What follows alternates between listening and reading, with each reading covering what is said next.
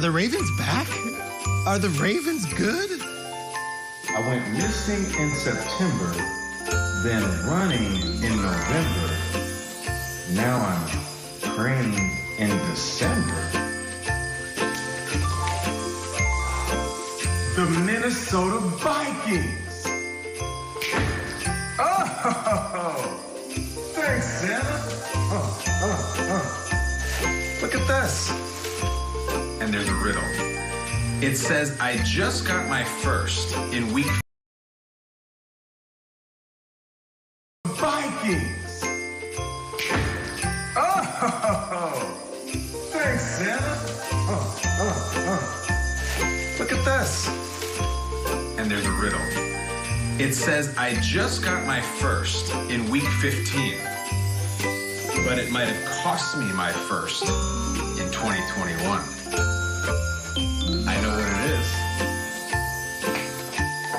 The Jets! I'm a winner! Merry Christmas, Jets. Let's start the show. Hit it!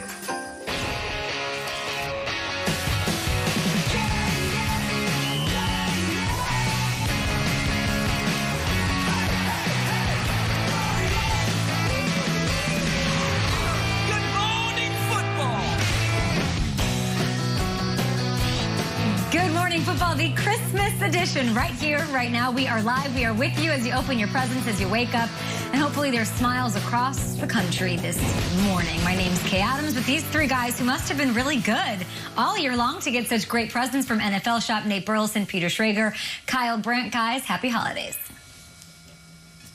Happy holidays, everybody. To you. Merry Christmas. Everybody looks great. This is a special morning. And Peter, I didn't know Where's Waldo was a Ravens fan. You look great. Where's Waldo with the Ravens robe? Thank you, NFL Shop. Hannah Anderson, what's up? Let's get into it. Hey. A lot to get into. We've got a game today on Christmas, a big one in the NFC. It's time for the lead block. Lead block. Lead block.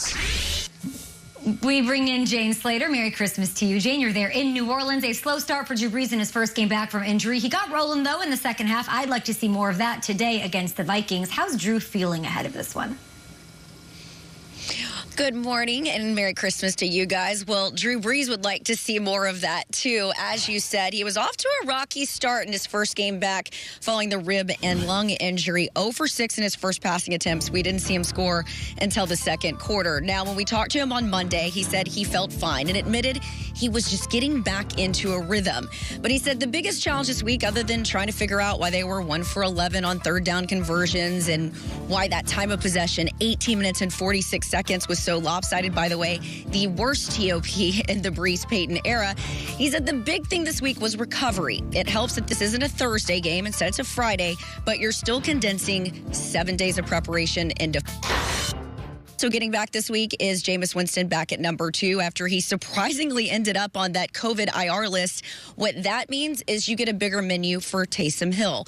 The Mormon Missile was limited last week because they wanted to make sure that they kept that snap count down in case they needed him as the backup quarterback. Now, look, I talked to running back Alvin Kamara and I said, what are some of the nuances of this offense when you get Brees back? He said the vibe is just different, and it's different because he's been in the league 20 years. The General is his nickname around here because he has such a control of this offense. Now, when you look at Alvin Kamara, the key this week would be to get him going. What was interesting, guys, this is a fun fact that you guys can talk about over the Christmas table with your family and friends. I find it hard to believe that he has yet to have a 1,000-yard season. Now, he is the only NFL player ever to have 500 yards rushing and over 500 yards receiving in each of his 4 seasons in the league. But I said, look, you've got 777 rushing yards. Are you eyeing that 1,000-yard goal? And he said, no, as long as we're winning, matters to me. And as I said, this Vikings defense is here. They were 5th ranked last year. That linebackers unit has been decimated. Doesn't help that they're not going to have Eric Kendricks back for his 4th straight game. He's still dealing with that calf injury, guys. Appreciate you breaking down the offense. That's where all the eyes will be. The defense playing absolutely lights out despite letting the Chiefs put up 32 points. Now they've got a tough task. It's no picnic trying to stop Thielen and company, especially Dalvin Cook running there. Jane, thank you. We'll talk to you there from the Superdome in New Orleans all Christmas morning long. Looking at the clinching scenarios here, yes, they clinch a playoff berth with a win over the Vikings or a Buccaneers loss there in the NFC South. That game, part of our triple header, double header here on NFL Network exclusively. So I'm going to ask you, and I'll start with you, Nate. What do you need to see from the Saints to convince you that they're back and they're ready to go deep into the playoffs? First, I want to see a win. They got to get the dub. I mean, when you win, it cures everything. It might not cure his ailing rib cage. It's still going to heal up throughout the rest of the regular season, but it definitely helps. And secondly, they're going to have to get this offense going. I was talking to my daughter, Mia Pearl. She's 10 years old. I said, when do you want to open the gifts? She said, ASAP. I said, well, Daddy has to work. You don't want to wait? She's like, no, I don't want to wait. I want to open them up as soon as I wake up. I want to open them up now. And that's the same thing that the Saints have to do with the offense. They got to open it up now. They can't wait till the second half. This past game, it seems like Drew Brees was trying to find his rhythm, and we all knew that was going to be the case. It seems like he was trying to nickel and dime, maybe even a little bit sore. But then in that second half, they really got cooking. First half, 0 TDs, 1 interception. In that second half, $153 TDs. And they started to throw the ball downfield. So just like kids waking up today, they're going to have to open up this offense sooner than later. I was Christmas Eve. I was getting in the mood, and NFL Network was on the background, and I'm like, all right, I'll watch a little NFL Network. And they played last year's playoff game. And I know that a lot of things had happened since the wild card round. It was a crazy game. And the Vikings, with Kirk Cousins, who had never won a big game in his entire life, went into New Orleans and just sliced and diced up this defense in overtime. Hit Diggs. Then it was this one. Maybe the pass of Cousins' career. Hits Thielen, and Thielen's diving. Then they get him to go to third down, and then it's this, which might have been an offensive pass interference. Chris Myers in the corner. Is it in? Is it in? Is it in? It's in. It's touchdown. Kyle, you gotta be interviewed by me now. This was crazy, and yet all the Saints guys come back. All the Saints guys remember that. All the Saints guys have that taste in their mouth. Now, look, we can go through Nicole Roby-Coleman. We can go through the Stephon Diggs from 3 years ago. I'm talking specifically about a game that happened less than 12 months ago on their home field, and now they have a chance on a Friday afternoon, that is Christmas Day, in front of the entire country, to make a statement. The Vikings are going nowhere this season. The Saints, if they have aspirations to go anywhere, go and hammer the Vikings. Do not let them hang around until the fourth quarter. Don't let them win in overtime.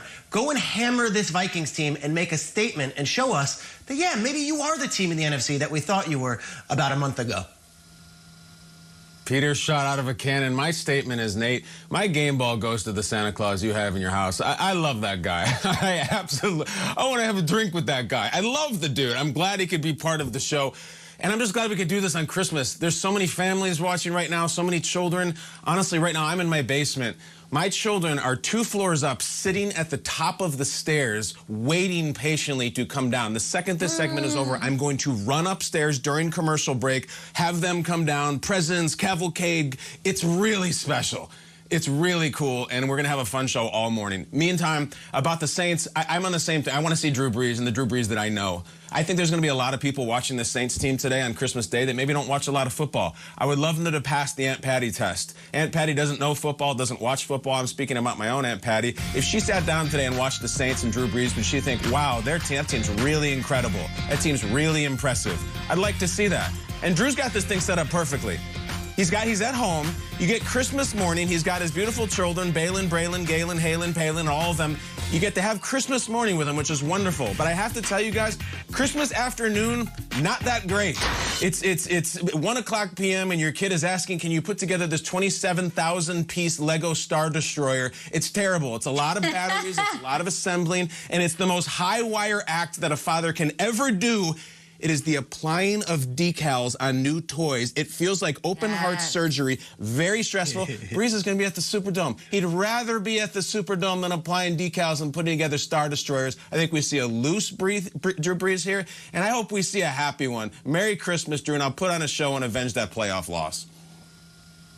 Kyle, those are my favorite gifts to give. I don't have kids. I have nephews, 2 of them, and a niece. And I'm like, what's the hardest thing to make my brother-in-law have to put? Oh, this thing, this 900-piece thing, this drum set. Here you go, kids. It's really quite fun here on the holiday. Appreciate that perspective. And I appreciate you guys talking about the offense. My expectations for the offense are big in the playoffs. I think they're still not 100% today, even though they have a nice matchup up against a Vikings defense that's been pretty generous, but and not very stingy at all. But I'm looking at Breeze. He's not going to have Michael Thomas on there. To expect them to fire on all cylinders here in Week 16, I think it's a little bit overblown. I'm looking at the defense. This defense did not allow a 100-yard rusher in 3 years. And then against the Eagles, they allowed 2 in Miles Sanders and Jalen Hurts. This defense today has to be spectacular. A Super Bowl defense, like what they looked like against the Chiefs, especially with Dalvin Cook on the other side. Dalvin Cook needs to get bottled up. Jefferson and Thielen, I said it to Jane Slater, no picnic